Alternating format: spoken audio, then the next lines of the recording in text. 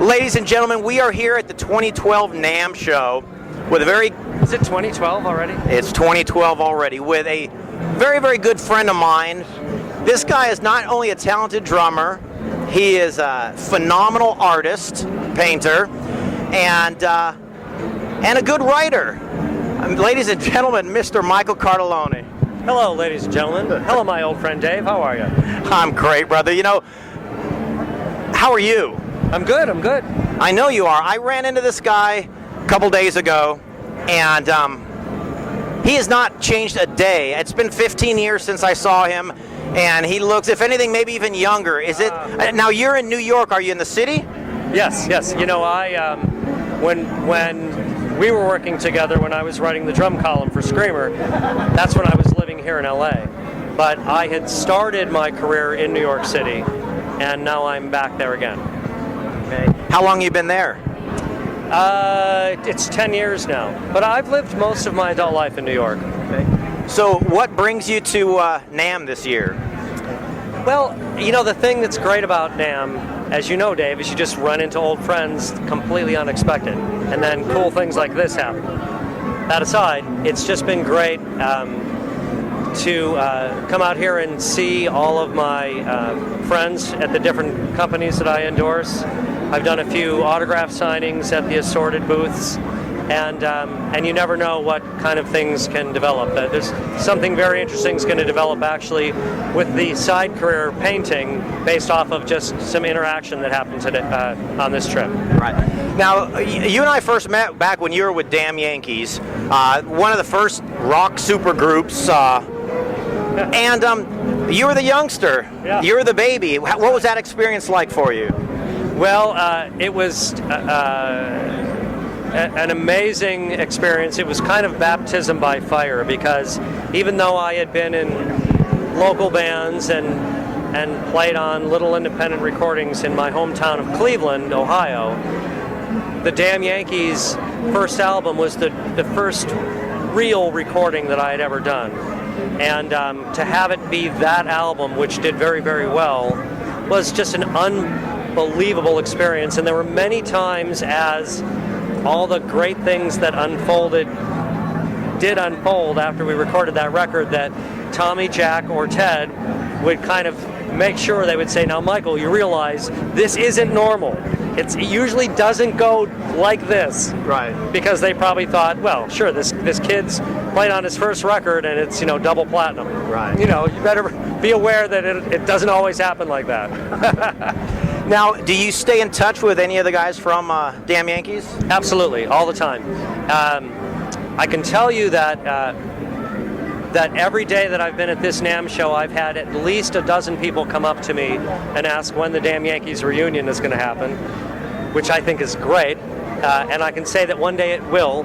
It's just going to be a question of when we can finally get Lynyrd Skynyrd's Styx, Night Ranger, and Ted Nugent's hunting schedule to coordinate. Now, let's talk about some of the bands that you've played and or are playing with. Okay. Well, of course, Damn Yankees, as we had spoken about, but prior to Damn Yankees, I played in Tommy Shaw's solo band. We did that for a couple years. This would have been in the mid-'80s. And what was great about that experience was the Tommy Shaw band went on the road as the opening act for Rush. This would have been in 1987. And we were on the road with them for 4 months. So I literally went from having a day job in New York City to then taking a leave of absence and doing 2 nights at Madison Square Garden a week later opening for Rush. Are you a Neil Peart fan? Neil Peart, yeah. And not only am I a fan, but he's also a friend, and it has been a friend since 1987. Great guy. So Tommy Shaw Band basically segued in a way into Tommy and I then hooking up with Ted Nugent and Jack Blades, and Damn Yankees happened. Damn Yankees was about a 5-year span until we kind of went off on this self-imposed hiatus, because that band never really broke up. Right. It just kind of, we started to do other things and then found it harder and harder to get back together. But I should say that there was a period of about 6 or 7 years where every few months Damn Yankees would get together and do a few demos, and then I would run off and do something. Tommy would run off and do something. Tours on the out with other bands, and then come back and do more demos. Damn Yankees, we're sitting on about 30 unreleased songs right now. All original members on that? Yes. So one day. Anyway, so Damn Yankees. Except German heavy metal band, right, which was a blast. I played on a record called Predator that came out in '96, I believe, and we did a world tour, which is an amazing experience. And that definitely got my double bass chops up, playing Fast as a Shark, for those of you that are familiar with Accept's music. And then after Accept, I spent a year with John Fogerty, which was really a great experience. And he was just an absolute pleasure to work for, incredibly nice man. I got to play all that in that amazing Creedence Clearwater Revival and John's solo material, and just had fun every night. And that really led right into joining Skynyrd in 1998. And so the Skynyrd gig is wonderful. It's a very strong family environment, and it's really fun. I mean, I get to play Freebird for a living, so that's pretty cool.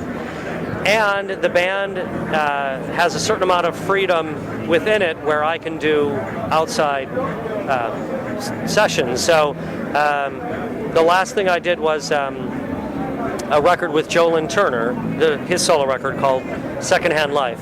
Actually, take it back. Then after that, I did a record with Joe Bouchard. He's from Blue Oyster Cult.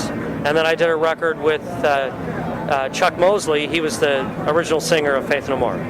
So I have kind of a nice scenario where I can do session work on the side in a freelance capacity, but Skynyrd is the main bread and butter and my main responsibility. Now, how many shows a year do you do with Skynyrd? It's near 100 a year. It's gotten a bit more user-friendly as the years have gone by. There was a time when we did that, go out for 4 months straight, and don't look up. Right. Now it's gotten a little bit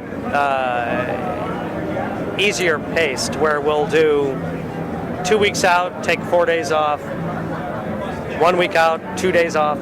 So it's enabled us now to kind of sustain an actual home environment, which has been very nice. Yeah. And for a musician, I mean, that's odd that you're able to sustain that. Yeah, Dave, I think the only reason that that's even possible is Skynyrd has got no place in their career where they can afford to do that. If there was any economic pressure where it was a bad idea to go home for a week, we wouldn't be doing it. Right. So, I gotcha. Yeah. Now, I want to talk about something else. Your artwork. Ah, yes. Okay. Your art styles are literally as diverse as your musical styles. You're right, yeah. How long you been painting, or were you formally trained? Tell us a little bit about that. Okay. Well, first of all, thank you for the compliment about the diversity. I think it's good to apply to all art, whether it's music or painting. I started to paint when I was 4. I went to the Cleveland Institute of Art the summer in between kindergarten and first grade, because the kindergarten teacher said something to my parents that I should be encouraged with something artistically that this teacher saw. So thank you, teacher. And so basically throughout my childhood, it was all about visual art, and I really thought that's what I was going to do for a living. And then when I was 9 years old, I started to play drums, and that took over, but I never did stop painting. So really throughout my childhood years, school years, high school, I was studying music and visual art at the same time, and they both have coexisted really neck and neck. Do you think if artists had the kind of groupies rockers do, you might have taken a different tour, different path? I think I should ask you who's going to see this interview before I answer that question. The whole world. We'll change the subject. Right. Now, I noticed you a lot of acrylic work. Do you dabble in other mediums? In school, I was taught how to work in other mediums. The reason I use acrylic is it dries quickly, and I carry art supplies with me while the band tours, and I sit in hotel rooms painting during the day. And because the acrylic dries so quickly, I can then pack up the painting at the end of the day and put it back into the tour bus. Oh, that makes a lot of sense. Yeah. One piece I saw in particular called New York. Yeah. How Right. old is that piece? When'd you do that? Well, the New York painting, for those of you who haven't seen it, it's a period piece street scene that's set in New York City in the 1920s. It has this aged sepia tone look to it.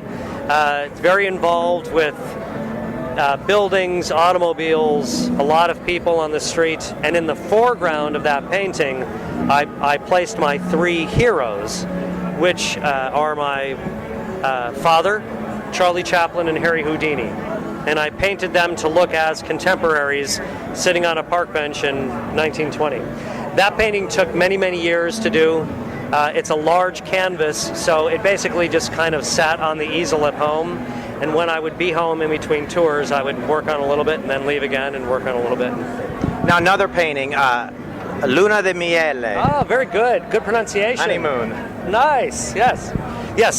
So that's a Tuscan landscape that I painted just last year, and my wife Nancy and I went to Tuscany on our honeymoon, and on the property was that really great old stone arch, and I took several photos of it, and then just kind of created a background that you saw through the archway. It was still in a picturesque setting, but I wanted to change a little bit and create something new. So that has kind of kicked off this Italian series. So I've just finished another one that is called Carnevale di Venezia, Carnival in Venice. That painting basically portrays people dressed in costumes during Carnival. So it's really interesting with masks and cool lighting and gondolas floating, and very, very fun. Now that one hasn't been unveiled as of yet, but it will be soon. Okay. Now, are your paintings available as originals, as prints, as giclées? How do you make them available to? Yes, and yes. Okay. Right. So, what we do, of course, the originals. That's the premium item that there's only one of. So what you do then is you make the canvas reproductions, the giclées, and you do a signed and numbered limited edition. And every now and then what I'll do on some of those reproductions is I'll actually go back on them with paint and hand embellish them and turn those into one-of-a-kind mixed media originals, is what we call those. Yeah. By the way, you can see his artwork at michaelcartellone.com, correct? Thank you, David. It's amazing stuff. Michael, before we go today, I just want to say that you're truly a renaissance man in this industry. Yeah, well. You're That's kind of you to say, Dave. You're unpredictable. People see you banging on the drums at Accept are never going to imagine that you're capable of painting some of these pieces that you have. Right. And I want to say, let's not let it be another 15 years before we talk again. But ladies and gentlemen, before I want to let you say something to them, but my good friend and my paisan, Michael. Mike, here you go. Take it away. Well, thank you, David. Anything you want to say? So, thank you for taking a few minutes to watch a couple Italian guys sit around and gab. Yeah. And I should say, back in the early 90s, I wrote the drum column at Screamer. And is it possible for anyone to maybe see those? They're all available online at screamermagazine.com. There we go. They're all available online. And it was really fun writing those columns. That was really the first writing I had ever dabbled in. Hey, you are serious as a heart attack too, man. I'm always as serious as a heart attack. Oh wait, no, I'm not. Okay. Anyway, so thank you, everybody.